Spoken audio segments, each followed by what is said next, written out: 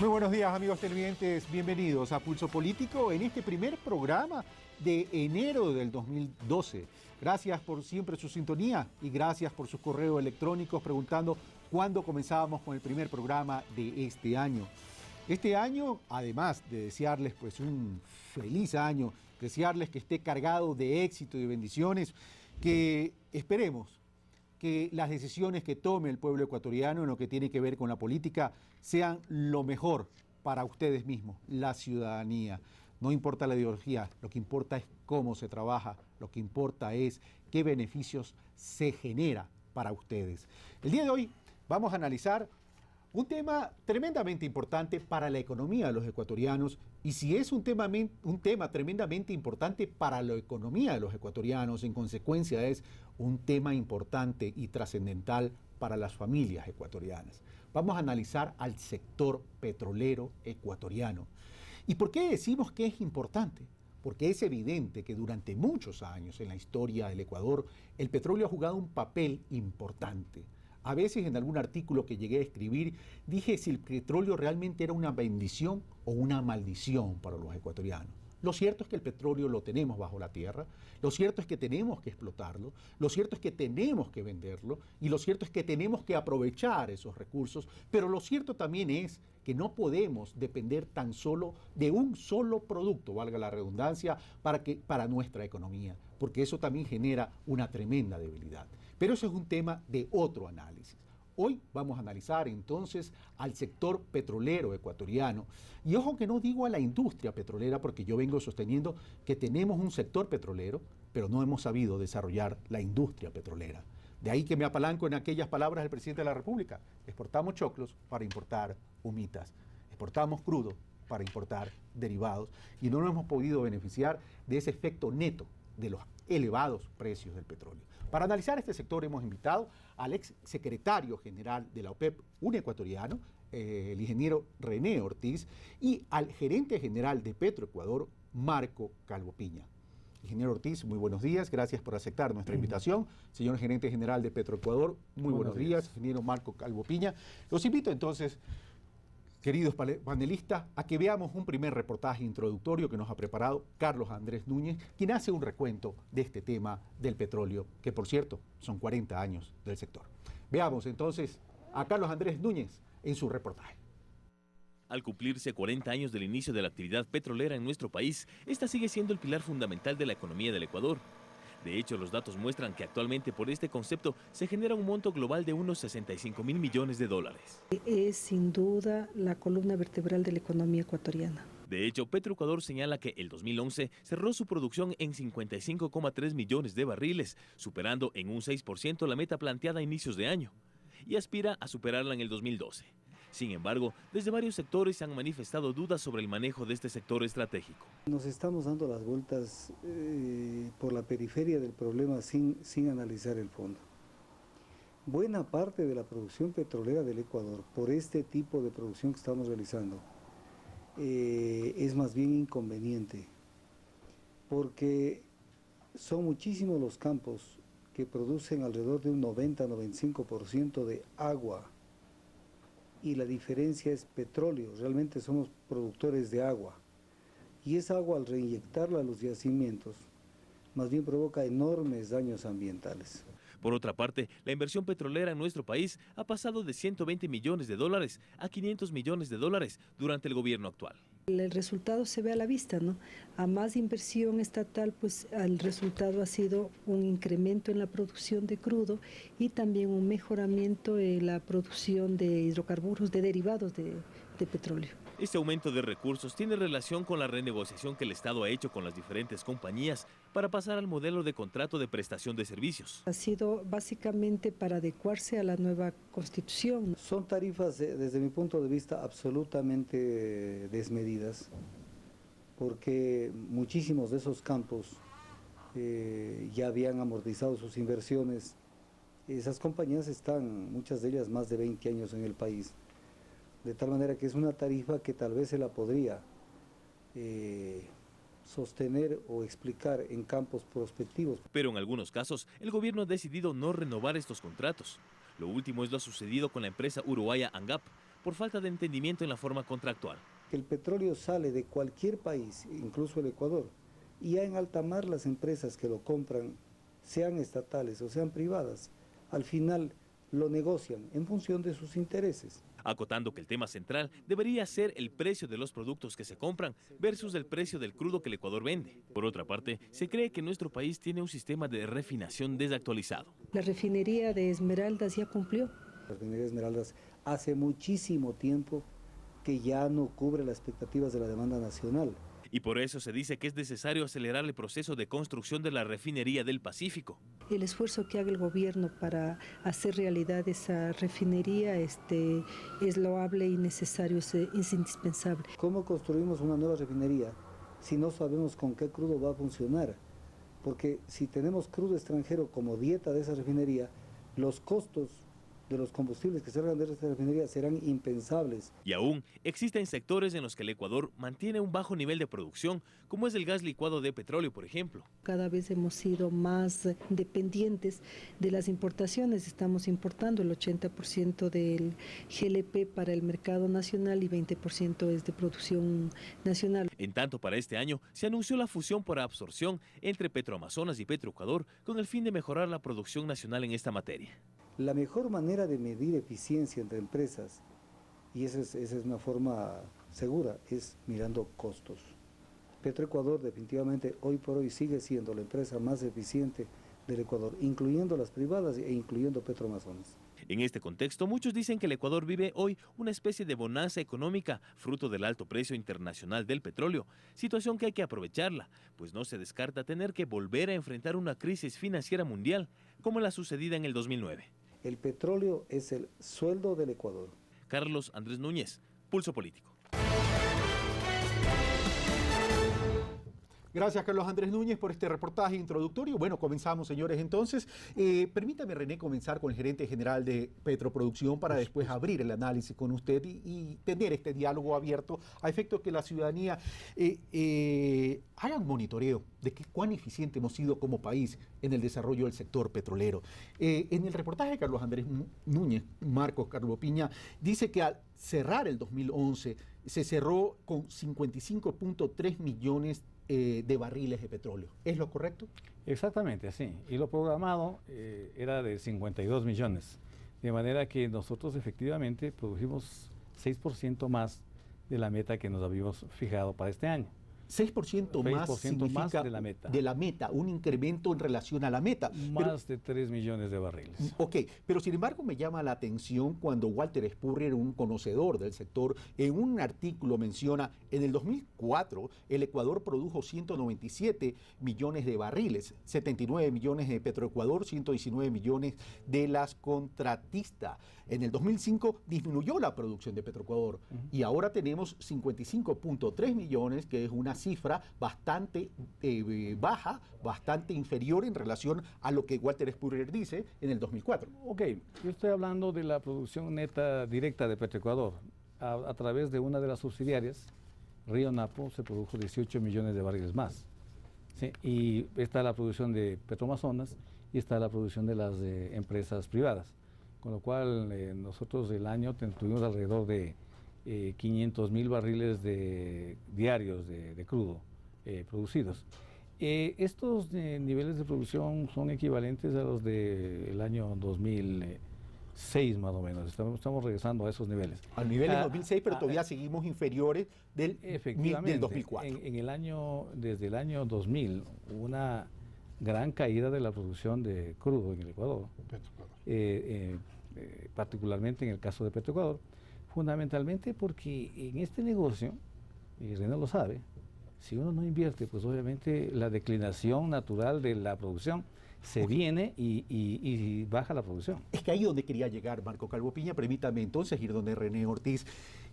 Si uno no invierte, la producción se cae, pero viendo las cifras de la economía del país, que depende específicamente, puntualmente, importantemente del petróleo, ¿cómo es eso que dependemos del petróleo y no hemos sabido invertir en desarrollar la industria petrolera? Suena contradictorio. Parecería contradictorio, pero esta industria, si usted me permite, es una industria de capital intensivo. Hay que meterle plata para sacarle plata. Constantemente. Constantemente.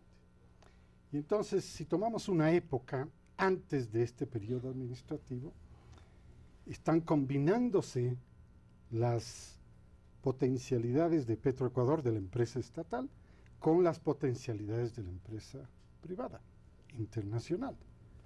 Si la estatal depende de los ingresos que provengan de los impuestos y de las exportaciones de petróleo, y si estos son bajos, como en efecto fueron en un periodo, llamémosle, del año 2000 al 2002, 3, 4, entonces las finanzas estatales, que son las únicas fuentes de financiamiento de Petroecuador, no tienen suficiente dinero.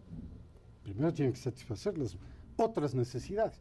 Las petroleras no están en ese problema. Las petroleras saben de dónde sacar dinero, saben cómo financiar. Tienen más apalancamiento. Tenían más apalancamiento. Esa combinación Estado público privado con las empresas privadas permite que en el 2003 se dispare la producción. ¿Por qué? Porque estuvo disponible un nuevo oleoducto. Si solamente el año anterior la disputa por capacidad en el SOTE, que era el oleoducto existente desde hace más de 25 años, es una disputa entre privadas y la estatal. ¿Quién puede poner un barril más en ese pipeline, en ese oleoducto? Era un cuello de botella. Se logró aumentar la capacidad al máximo de su capacidad de diseño. Pero, evidentemente, máxima capacidad de diseño de conformidad con ciertas especificaciones de gravedad API de los petróleos. Pero la química de los petróleos ha ido cambiando, no en Ecuador, en todo el mundo.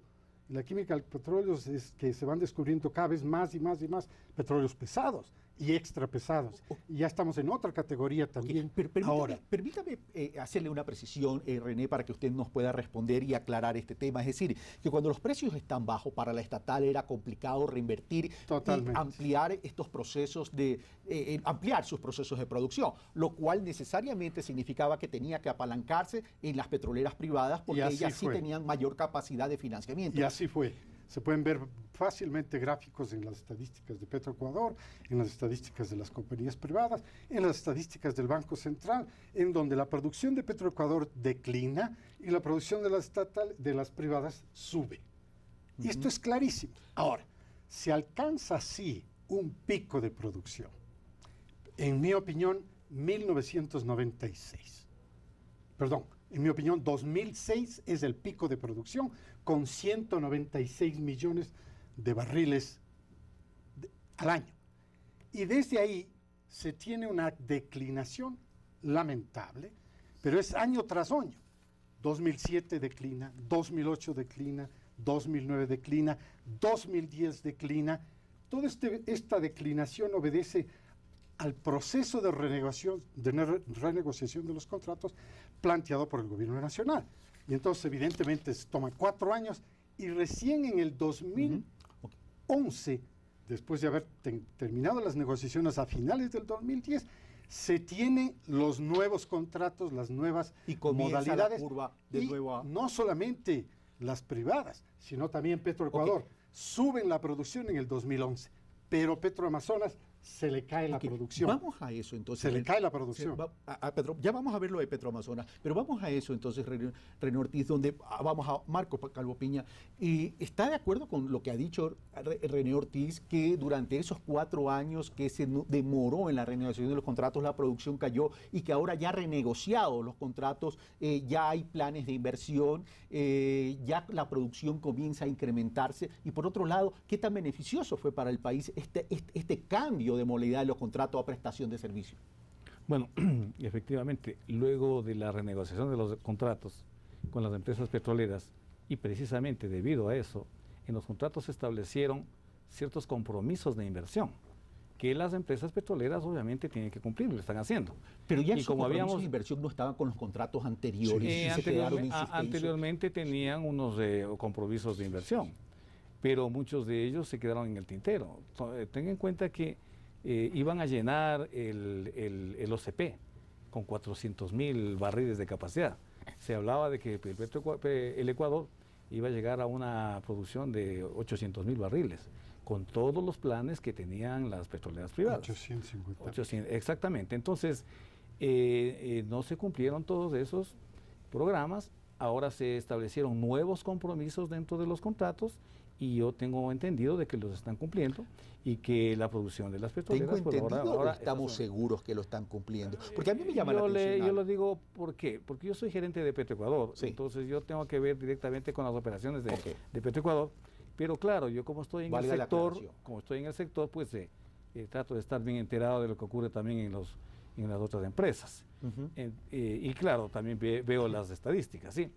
Se ve que las empresas privadas están subiendo la producción. Ahora, por parte de Petroecuador, que es de la parte que me corresponde a mí explicar con detalle, realmente la caída de la producción fue hasta el año 2007, en el que antes de eso teníamos una inversión promedio de unos 100, 120 millones de dólares al año, y en el año 2007 se logra de alguna manera sostener la caída de la producción.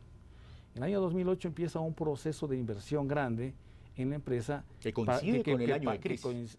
Sí, el año 2008 fue el año, recuerde, en el que en el mismo año el precio del petróleo llegó a su pico más alto y posteriormente la caída más rápida que se dio en cuestión de meses. ¿Sí?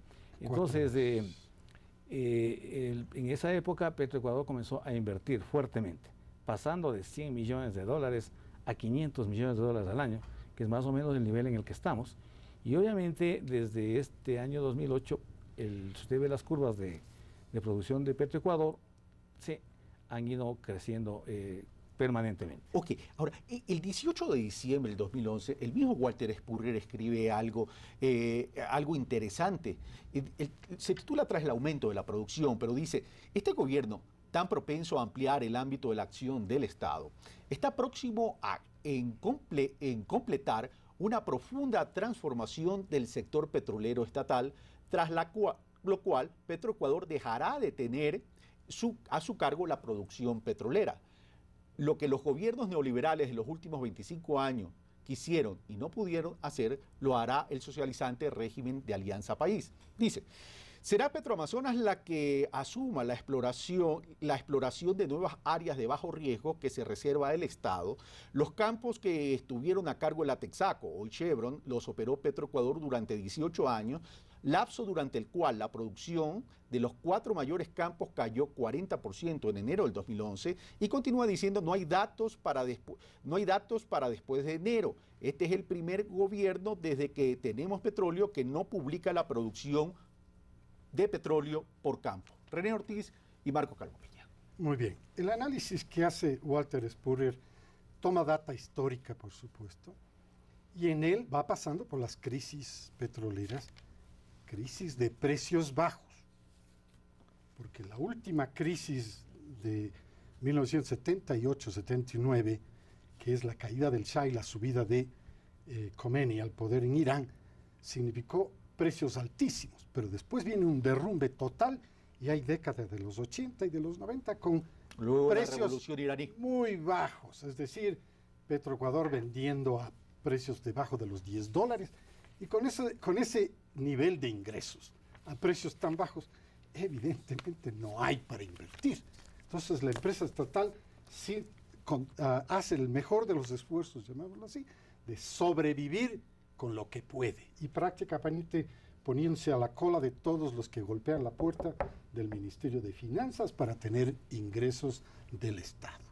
Sin embargo, durante todo este periodo también se da el otro fenómeno, que es el fenómeno de los contratos de exploración y producción. Y todos estos contratos, analizados década por década por década, cumplen con el objetivo. ¿Cuál es el objetivo? Exploración y explotación de hidrocarburos. Voy a señalar, entre el 73 y el 83, una década completa, el promedio de producción sube de casi 0 a 73 millones de barriles al año. Promedio, todos los años. 84-94, salta a 100 millones. 95-2005, salta a 156 millones.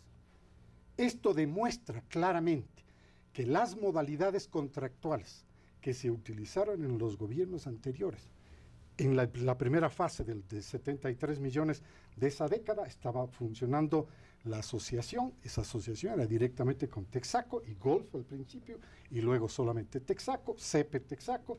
La siguiente es de prestación de servicios, la siguiente es de participación. Todas estas demuestran que el objetivo de los contratos, que es explorar y descubrir petróleo y luego desarrollarlo y ponerlo en producción, se cumplió. Y es más, a partir del 1998 empieza el proceso de negociación para hacer un nuevo oleoducto. ¿Por qué? Porque ya las contratistas han podido invertir, tienen capacidad, pero no pueden producir. Este nuevo contrato que tenemos ahora les representa una oportunidad para el país por el nivel de ingresos que obtiene, tiene más ingresos, pero ¿es un incentivo para la inversión privada a querer invertir en la exploración y en la explotación? Yo he sido un crítico de esta modalidad contractual y sigo siendo un crítico de esta modalidad. La modalidad actual es prestación de servicios. Es prestación de servicio y paga o reditúa por barril producido. Y está bien para las compañías que estaban aquí y por eso firmaron. Y algunas de ellas, por supuesto, no tomaron en consideración eso y se fueron y no firmaron ningún contrato. Esa modalidad en un debate en este mismo escenario con el presidente de la República, antes de la reforma de la ley de hidrocarburos, hice algunos señalamientos de por qué yo consideraba que esa modalidad contractual no incentiva la producción y tampoco incentiva la exploración para precisamente hacer lo que hace una industria saludable. Reponer las reservas que se consumen produciendo con reservas nuevas y descubiertas. Durante todo este periodo de análisis no se ha aumentado un solo barril de petróleo nuevo descubierto. Ok, descubierto, es decir, nuevo, estamos hablando. Vamos entonces donde Marcos Calvo Piña. Pero Walter Spurrier dice, Petroecuador va a ceder la producción a empresas privadas. ¿Es así? A ver, primero se refiere al tema de Petroamazonas como que Petroamazonas fuera una empresa privada. No lo es. Es una empresa pública como lo es Petroecuador. Estamos hablando dentro del proceso de reestructura del sector petrolero estatal, el tener una sola empresa en lugar de varias que se dedique a esta fase importantísima que es la exploración y producción de petróleo. Y tener otra que se dedique a las otras actividades que llaman de down y midstream. ¿Sí? Es decir, todo lo que es transporte por oleoductos y poliductos, refinerías, etc. Ese es un esquema que ha sido analizado con una empresa consultora de mucho prestigio, que es la Deloitte, quienes nos están asesorando en el manejo de una transformación ordenada para tener obviamente una modernización, empresas que puedan manejarse como es una empresa internacional de clase mundial. En el otro, lo que seguramente se refiere el señor Spurrier, probablemente sea a la negociación de los campos maduros, que lo estamos haciendo con algunas empresas de servicios de mucho prestigio, como son Halliburton y Schlumberger, que todo el mundo lo conoce, que son empresas que tienen tecnología propia y que trabajan en todo el mundo. ¿Qué es lo que se está negociando con ellos?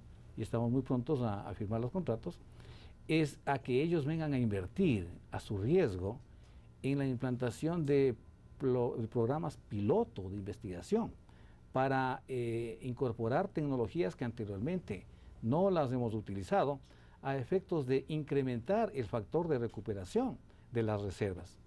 Actualmente lo que estamos haciendo es tratando de optimizar la extracción, es decir, hacerlo más rápido, en el entendido de que mientras más pronto lo sacamos, pues económicamente es mejor, por efectos de una tasa de descuento. Pero lo que se trata es de implantar técnicas que en siglas en inglés se llama EOR, ¿sí?, con la cual nosotros vamos a incrementar el factor de recuperación, es decir, pasar, qué sé yo, de un factor del 30 al 35%, al 40%, es decir, sacar más crudo del que actualmente nosotros tenemos la expectativa de sacar. De ahí que Augusto Tandazo decía que el 95% de la extracción es más agua que petróleo. Bueno, hay campos y campos. Hay algunos campos en donde le llaman el avance, el corte de agua es tan grande que efectivamente tienen que producir una cantidad de fluido muy grande para poder tener una cantidad de crudo. En algunos casos sí se han dado de que hemos llegado a un 90% del agua. Pero no todos los campos son así. Ahora, lo cierto es que tenemos que invertir en tecnología. Ahora, pero el cuestionamiento que hacía René Ortiz en relación a esta modalidad de contrato de prestación de servicio, de prestación de servicio, él decía, no soy de los creyentes que esto pueda llevar a incentivar a los inversionistas para incrementar la producción. El tema es, ¿cómo va a estar proyectada la producción ecuatoriana de petróleo por un lado? Por otro lado, ¿cómo va a estar la exploración y cómo están nuestras reservas? Porque todo el mundo se pregunta, ¿hasta cuándo vamos a tener petróleo? Bueno, las reservas remanentes en el Ecuador actualmente son de 3.000 millones de barriles, pero la idea es, obviamente, es que nosotros tenemos que invertir el país, sea con inversión directa o inversión privada, tenemos que invertir en exploración. ¿Sí? Eso es una situación sine qua non que tenemos que hacerlo.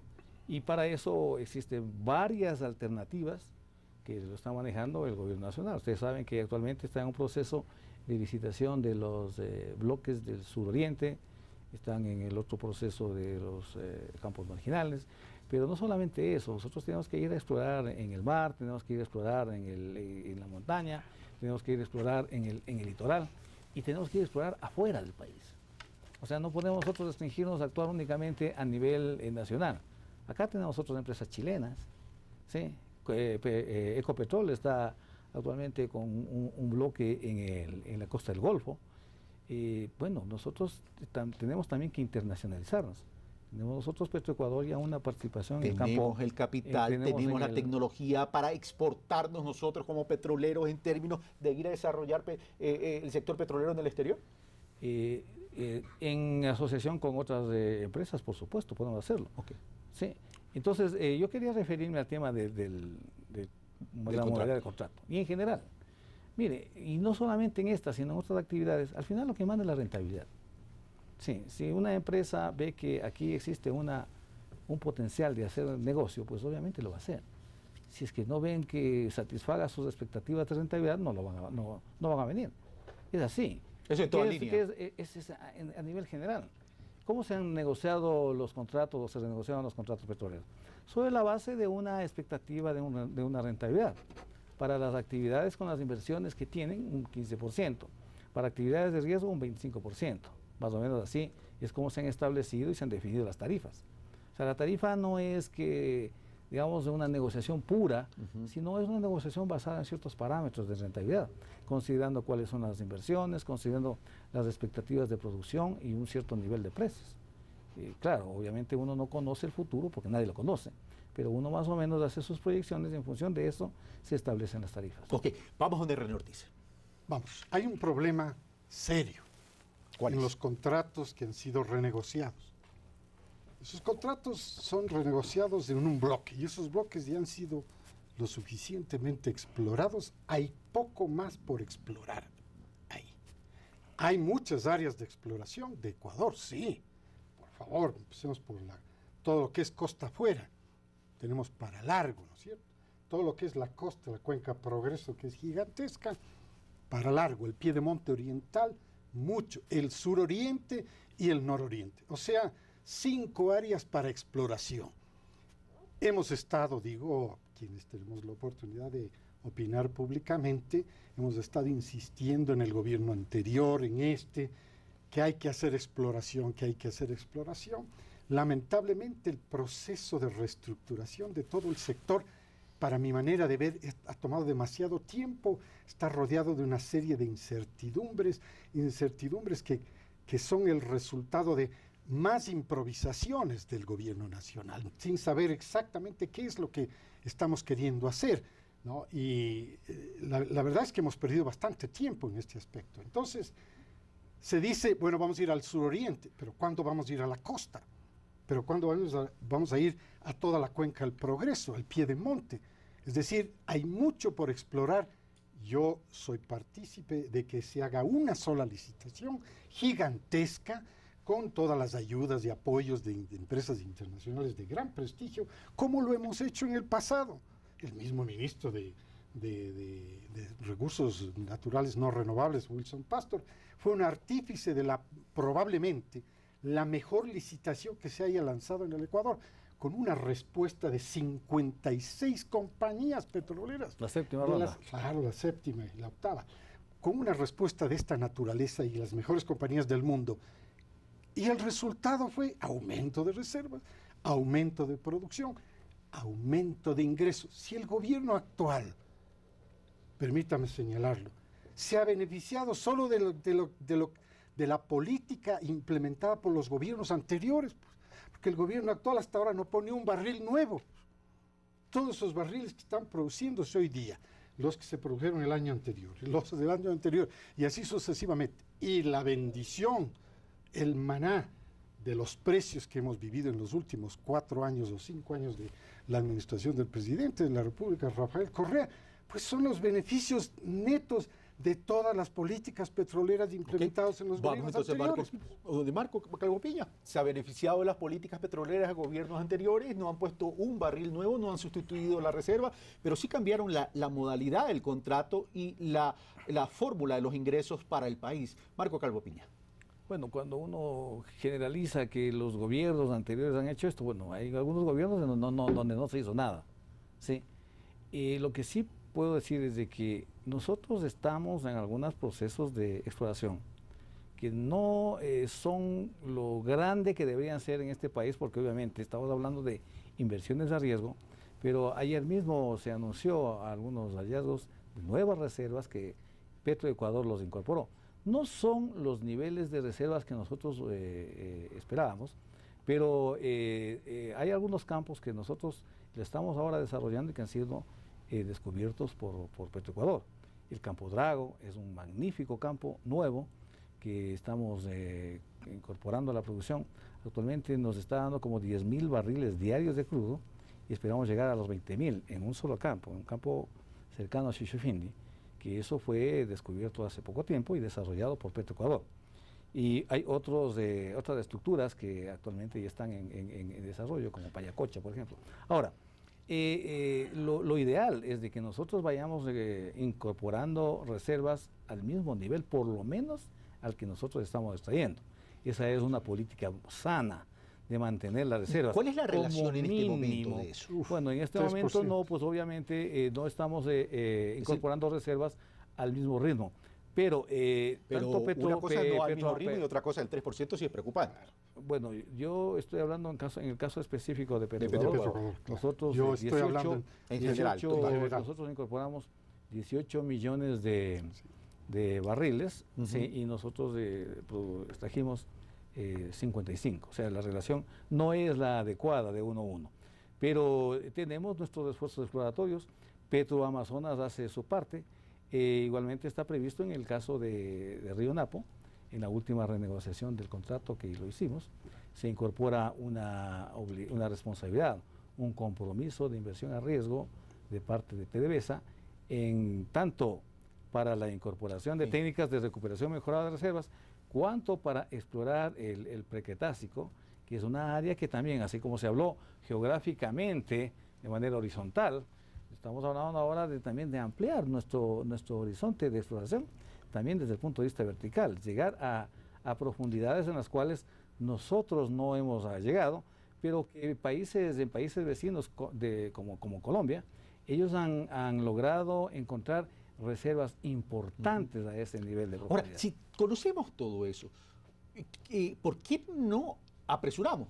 Ponemos el pie en el acelerador y apresuramos los pasos. ¿Qué criterio le merece al gerente general de Petroecuador esta sugerencia de René Ortiz de convocar una gran licitación, bien estructurada, por cierto, transparente también, por cierto, como para poder acelerar todo este desarrollo? Ok, en la última reforma de la ley de hidrocarburos, Petroecuador pasó a ser una operadora más dentro de la actividad petrolera. Anteriormente era de alguna manera la representante del Estado en sus relaciones con las petroleras privadas. A raíz de la última reforma, este rol le corresponde a la Secretaría Nacional de Hidrocarburos, que es la que está desarrollando todo este proceso licitatorio. Yo conozco, como lo conocemos en el que estamos más o menos interesados en este tema, de los planes que tienen, yo le mencioné anteriormente, que están ahora en una licitación en campos marginales, están en la promoción de la licitación para los campos maduros, se ha trazado un nuevo mapa petrolero en donde se han establecido áreas también en el litoral. Petroecuador, nosotros como operadores hemos manifestado nuestro interés en acceder a algunas de esas áreas para poder desarrollarlos en asociación con otras empresas. Ok, Toma en cuenta, por favor, un punto, que para esto se necesita recursos. Necesitamos recursos de inversión y son recursos de inversión a riesgo. Cuando estamos hablando de exploración estamos hablando de riesgo y obviamente nosotros podemos arriesgar hasta cierto nivel. La otra cosa es cuánto nosotros podemos disponer de esos recursos. No es solamente cuestión de, digamos, una buena voluntad, sino también el de contar con esos recursos. Sí. Ok, vamos de René Ortiz. Sin perjuicio que René quiera acotar o refutar algo de lo mencionado por Marco Calvo Piña, cuando yo dije tenemos un sector petrolero, tenemos petróleo, pero no hemos sabido desarrollar la industria petrolera, evidentemente me refería a la ausencia de refinerías eficientes. En ese sentido, ¿por qué no lo hemos podido desarrollar? ¿Y qué tan factible es tener la refinería del Pacífico? Porque más o menos haciendo el mismo análisis de inversiones en el sector de exploración y producción de petróleo, el mismo análisis se aplica a refinación y el mismo análisis se aplica a todo lo que es distribución y comercialización de combustibles. Hay que tener dinero. Entonces, cuando nos preguntamos por qué no se hicieron refinerías en el pasado, porque simplemente había un monopolio. La ley le concedía exclusivamente a CEPE y exclusivamente a Petroecuador posteriormente la capacidad de hacer oleoductos y refinerías. Hoy día la ley es distinta. No, la ley se cambió antes también. Se quitó la monopolización que tenía el Estado, pero quien promueve el negocio no es las compañías privadas. El que promueve el negocio es el Estado, es el gobierno. Y entonces no había la capacidad. Querían que las refinerías se hagan con CEPE o con Petroecuador. Pero si no hay la capacidad económica y tampoco la tecnológica y tampoco la de recursos humanos, entonces es difícil que se lleve adelante una política de esta naturaleza. Pero recuperar las actuales refinerías es pragmático, es decir, porque la refinería Esmeralda desde hace tiempo venimos diciendo que hay que recuperarla, pero el tema es, ¿qué tan eficiente va a ser esa recuperación? Va a ser bien. Sí, yo soy químico también, ingeniero químico, sabemos que esto es cuestión de cambiar unidades de procesos. ¿No? Hay que entender que estas refinerías, aun cuando aparezcan ser bastante obsoletas, ¿no? El cambio de unidades de procesos le hace cambiar totalmente la configuración, le hace modernizar la configuración. La refinería de Esmeraldas, me imagino, va a trabajar muy bien. Yo no tengo problemas. ¿Abastece el mercado nacional? No abastece. Por eso es que se está pensando, no de ahora, ni desde hace 5 años, tenemos más o menos de unos 20 años pensando en nuevas refinerías. Pero cuando se pensaba en nuevas refinerías, se pensaba que era Petroecuador la que debía hacerlo. Pero si Petroecuador no tiene dinero, entonces no la hace. Y pasa un año, pasa 2, pasa 10 y no se hace. Hoy día nos hemos planteado como país realizar una refinería en complejos de procesamiento. Aquí voy a hacer una anotación pertinente. No importa que el crudo sea de Ecuador o el petróleo crudo en productos, porque nadie le puede poner al carro, al vehículo, petróleo directamente, sino gasolina o diésel. Ahora, que nosotros tenemos que ajustar todo lo que es el comercio interno, no hay la menor duda. Todos sabemos que estamos viviendo con subsidios. Esto tiene que ajustarse en algún momento, sea que lo lleve adelante este gobierno, sea que lo lleve adelante un próximo gobierno, no interesa, pero que el país lo tiene que hacer porque ese es el ejercicio puro, ¿no? del sinceramiento de una economía. Hay que hacerla porque hoy día cuesta mucho dinero. Pero quiero regresar al punto de inversiones.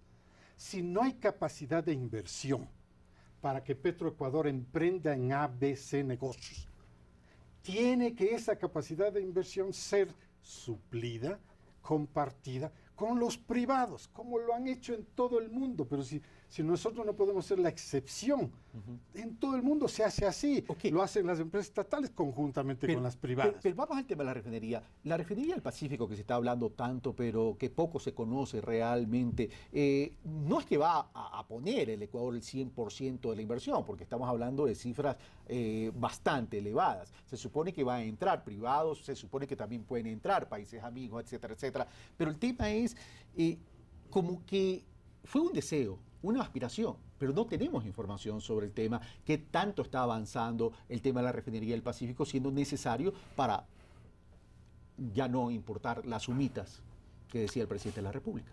Ya, bueno, antes que nada quisiera indicarle que en el año 1994 se dictó una ley reformatoria de la ley de carburos, la ley 40 se llama. Así es. En la cual se cambiaron algunos artículos, el artículo 3 me parece, en el que se permite a empresas privadas o mixtas o asociaciones de empresas para que puedan hacer actividades en todas las fases de la industria del petróleo. Así lo dice. Y así bueno, se dio. Y así se dio. Y efectivamente hubo mucha inversión en la parte de distribución, en la parte de producción y exploración de petróleo. Sí, el oleoducto, el de crudos pesados, etc. Entonces, legalmente es posible la inversión privada. Ahora, hablando respecto a las refinerías. La refinería de Esmeralda es una refinería de minera conversión. Una refinería que tiene unidades más o menos sofisticadas. Tiene un buen rendimiento, pero el rendimiento no solamente depende de la configuración, también depende de la carga. Es un conjunto de cosas y también depende de qué es lo que usted quiera obtener. Sí, las refinerías de La Libertad y la Amazonas son unas refinerías que únicamente tienen destilación atmosférica, es decir, hacen una separación en base a sus diferentes volatilidades. Sí, no tienen la posibilidad de hacer procesos de transformación química como sí tenemos en la refinería de Esmeraldas a un nivel mediano. La refinería del Pacífico es una refinería que se denomina de alta conversión o de conversión profunda. ¿Por qué? Porque prácticamente va a obtener fundamentalmente productos livianos. Y lo único que queda al final como residuo es coque. Esta refinería tiene no solamente la destilación atmosférica, sino tiene toda una gama de procesos para poder obtener productos de alta calidad. Tendrá. Así es, así es como está diseñada. ¿Qué se ha hecho hasta ahora? Muchas cosas, sí. No se puede mover una piedra hasta que no se tenga la licencia ambiental, usted lo conoce. Para tener la licencia ambiental nosotros debemos tener la ingeniería básica. La ingeniería básica está en pleno desarrollo. De acuerdo con el contrato tiene que entregarse en el mes de marzo del de este año, 2012. Parece que hay un atraso de 1 o 2 meses, pero nada más. Pero antes de eso se hizo un estudio de visualización que lo hizo la empresa KBC, que es una empresa muy importante en Estados Unidos. Se hizo el estudio de conceptualización que lo hizo la empresa SK. Actualmente está haciendo la ingeniería básica. En la ingeniería básica se definieron las configuraciones, está completamente definida. Se contrataron a los licenciantes, 4 licenciantes de los más grandes del mundo, UOP, Axens de Francia, UOP de Estados Unidos. Yo entiendo que el proceso continúa, pero el tema, permítame ponerlo en términos coloquiales y populares debido al tiempo. ¿Y el Kushki? Ya, déjeme terminar este asunto. Está Linde, está Foster Wheeler, los más grandes del mundo. La ingeniería está desarrollándose. Se hizo 9 estudios de línea base ambiental. Se hizo el estudio de microlocalización para determinar el sitio donde se va a construir. Se adquirieron los terrenos. Se tiene el estudio de impacto ambiental. Bueno, una serie de estudios que tienen que hacerse previamente a tener la licencia ambiental. Ahora, la pregunta suya es, digamos, la pregunta de la clave. Sí, ¿con qué dinero vamos a invertir 12.000 y pico de millones de dólares que se le quede aquí? Una parte tenemos que poner los socios.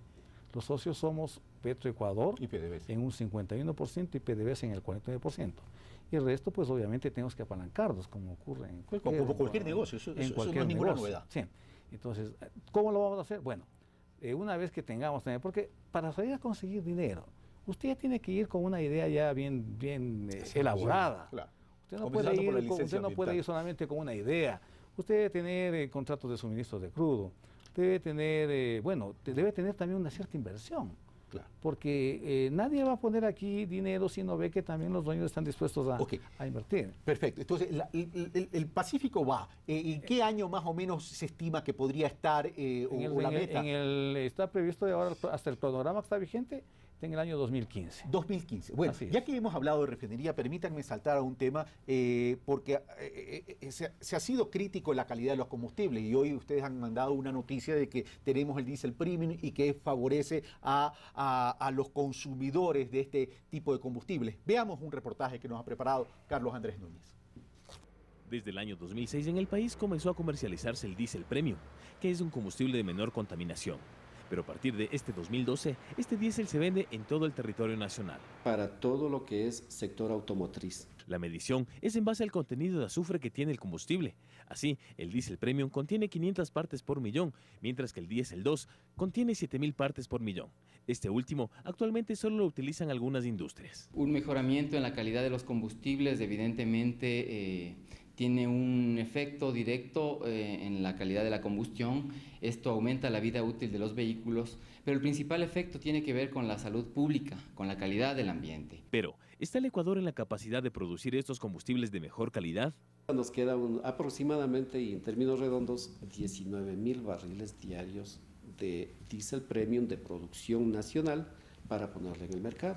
No obstante, la demanda del país es de 50.000 barriles diarios, por lo que el gobierno gasta unos 16.000 millones de dólares anuales en la importación de combustibles. Frente a ello, se ha propuesto renovar las refinerías de Shushufindi y Esmeraldas a un costo de unos 1.400 millones de dólares. El mejoramiento de las dos refinerías de Esmeraldas y Shushufindi está enfocada no solo a mejorar el diésel, sino a mejorar en general la calidad de los combustibles que se producen en el país. Pues además, otro de los objetivos en este tema es lograr que en el segundo semestre de este año el Ecuador pueda contar con un diésel de 250 partes por millón.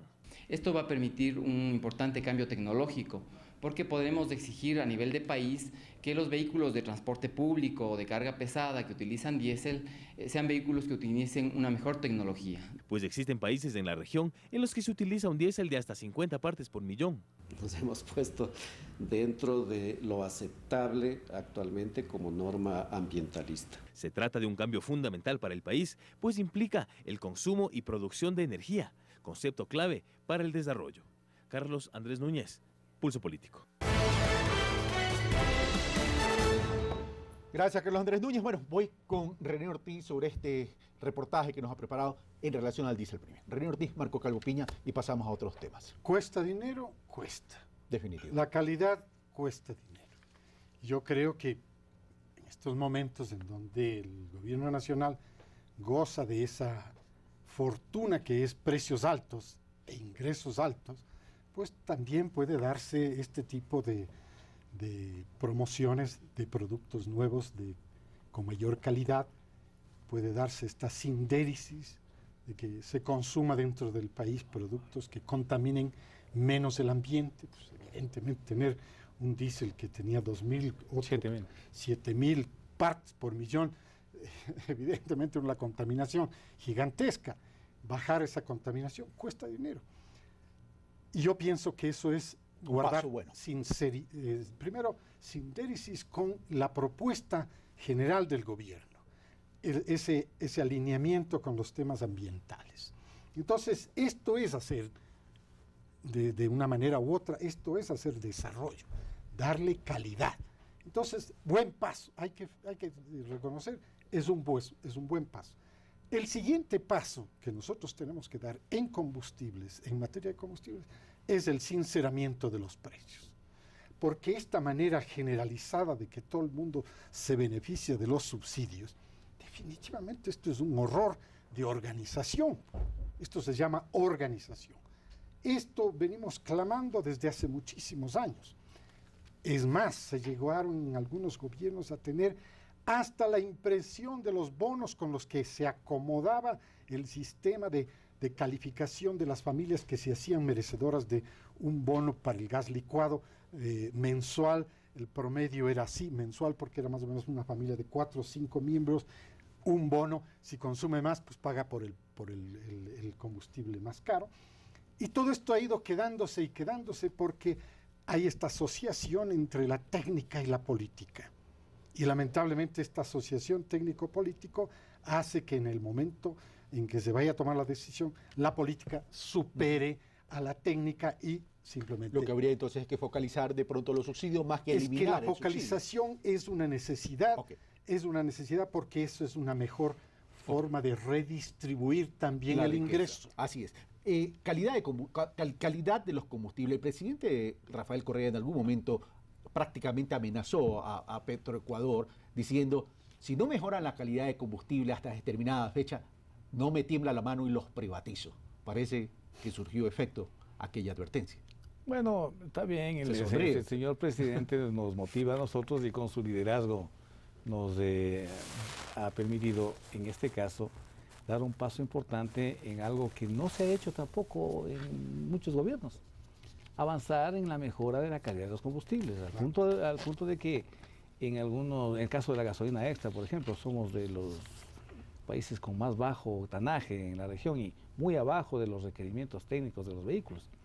El INEN, que es el ente que fija los estándares de calidad de diferentes productos, entre ellos como los combustibles, ha fijado un programa de mejoramiento para llegar hasta el año 2015 con especificaciones al nivel de lo que es la norma Euro 5, que es una de las normas más exigentes para la fabricación de combustible, de vehículos con combustibles líquidos. En 3 años.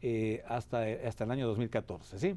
2014 estamos empezando, estamos a 3 años. Así está fijada la norma. Y obviamente lo que estamos nosotros haciendo ahora es adelantándonos a eso. El señor presidente nos ha indicado que no puede él esperar tanto tiempo para que se mejore. Ahora, ¿cómo lo estamos haciendo? Hemos tenido que hacer algunas variaciones en nuestra infraestructura, pero sobre todo lo que estamos haciendo es importando productos de alta calidad para poder mezclarlo con nuestra producción propia y de esa manera tener los productos con mejores especificaciones. En el caso del diésel, si bien nosotros en la refinería estamos produciendo ahora unos 21,000 barriles de diésel premium, que tiene alrededor de unos 200 partes por millón de azufre. Las otras refinerías no tienen estos procesos y por lo tanto solamente producen diésel 2, de manera que nosotros tenemos que venir y hacer mezclas con nuestros productos. En algunos casos, algunas áreas abasteceremos directamente con producto importado. Pero este producto diésel premium, que lo teníamos antes, pero solo se lo vendía en el distrito metropolitano de Quito y en Cuenca, ahora se lo está abasteciendo a nivel general.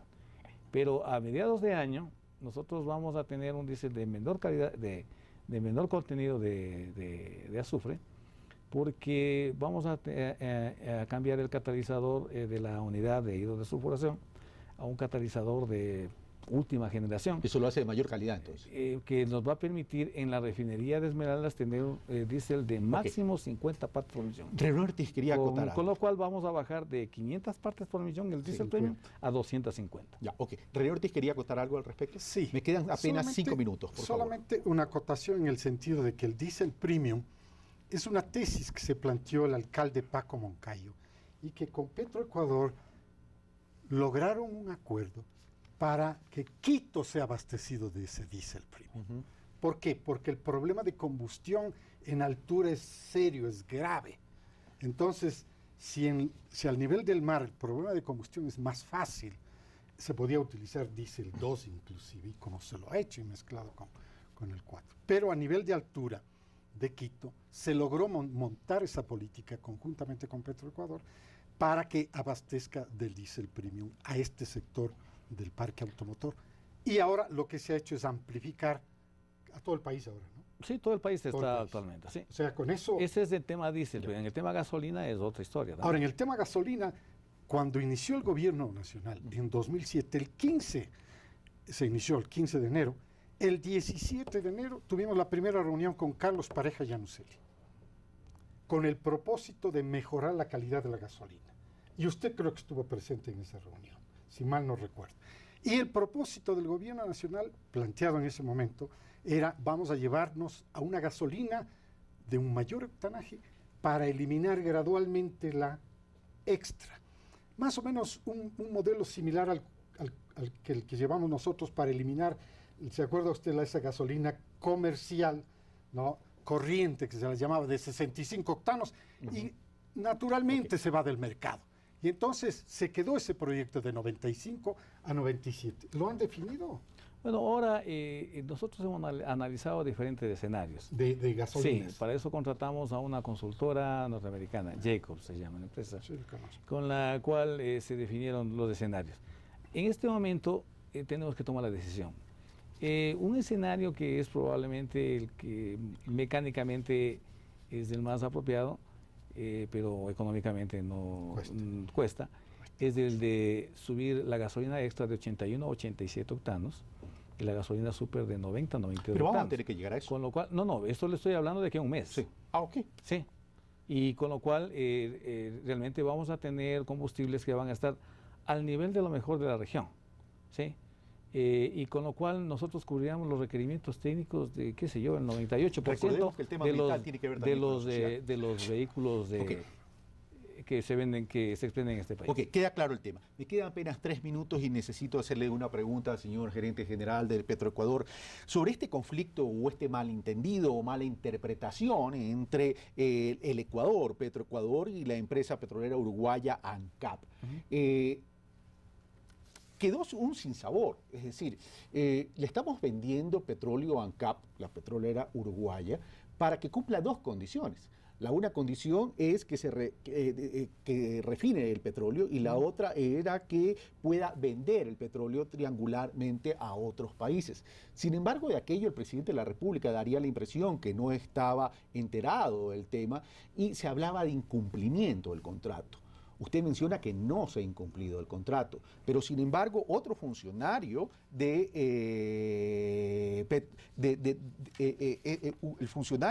gerente de comercio exterior de Petroecuador, Nielsen Arias, dice que la venta de crudo a terceros no era el principal objetivo del acuerdo y que por esta razón no se respetó el espíritu del contrato. Entonces, ¿cómo pueden existir todas estas contradicciones al interior de una misma organización? Verán. El asunto es el siguiente. Existe un convenio de alianza estratégica entre ANCAP y Petroecuador. Eso es evidente. Fue suscrito hace muchos años para realizar actividades a nivel general. Después, en el año 2010, enero del 2010, habían firmado un convenio de intercambio de crudo por derivados, en el cual está definido que Petroecuador entregará el crudo, dice ahí, para ser refinado en Uruguay. Eso lo dice un convenio. Ahora, el convenio para poder ejecutarse, deriva en unos contratos. Y en los contratos, en el contrato de suministro de crudo, ahí ya no se indica esta situación como que dice preferentemente, ojo, dice preferentemente.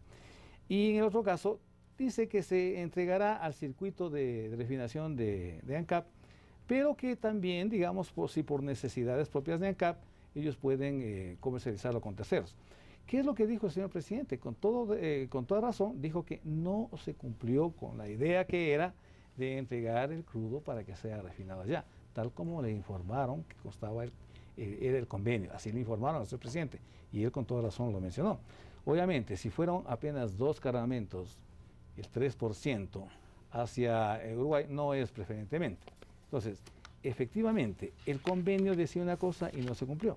El contrato decía que podía enviarse a terceros y obviamente no se afectó al contrato. Ahora, le quiero decir una cosa, por ese motivo, Petroecuador no recibió ni un centavo más ni un centavo menos.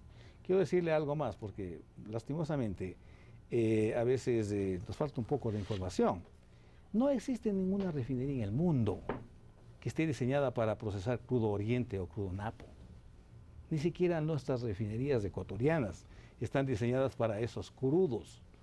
Lo que hacen normalmente las refinerías es hacer mezclas de crudos para poder refinarlo de acuerdo con su configuración y de acuerdo con los productos que desea obtener. Hecha su aclaración, entonces, Marco Calvo Piña, termino con René Ortiz porque ya estamos excediéndonos en el tiempo. Muy bien. Muy simplemente decirle que este tipo de acuerdos no se hubiera podido conocer lo que se benefició a ANCAP si no hubiera sido por un problema político que se presentó en Uruguay. Y entonces cuando el problema sale en Uruguay, nos damos cuenta que de este proceso, de este acuerdo, de este convenio, de este contrato entre Petroecuador y ANCAP, ANCAP se ha beneficiado en aproximadamente 6 millones de dólares. 6 millones de dólares. Si es que Petroecuador, eso dice la prensa uruguaya, si es que Petroecuador hubiera continuado como ha hecho por tantos años, con licitaciones, pienso yo que probablemente se hubiera beneficiado de esos 6 millones de dólares. 30 segundos, Marco Carlos Piña, y terminamos. Bueno, si se ha beneficiado, está bien, porque no hay un contrato en el que una sola parte se beneficie. Petroecuador también se ha beneficiado de esos contratos, obviamente, sí, y ellos también deben haberse beneficiado. Todo dentro de lo lícito. Ahora, ¿qué es lo que pasó con ANCAP? Sí, simplemente nosotros decidimos, ellos y nosotros, no continuar. No era una obligación continuar con ese contrato. Se venció en diciembre y nosotros ya terminamos. En enero se venció. En enero, ¿ya comunicamos entonces la terminación? En el 26 se termina automáticamente, se porque termina nadie automáticamente. solicitó. Marco Carlos Piña, gerente general de Petroecuador, muchas gracias. René Ortiz, ex secretario general de la OPEP, muchas gracias. Amigos televidentes, muchas gracias por haber participado y haber sintonizado Pulso Político en este tema importante, por cierto, para el Ecuador, como es el sector petrolero ecuatoriano. Un fuerte abrazo, hasta el próximo domingo.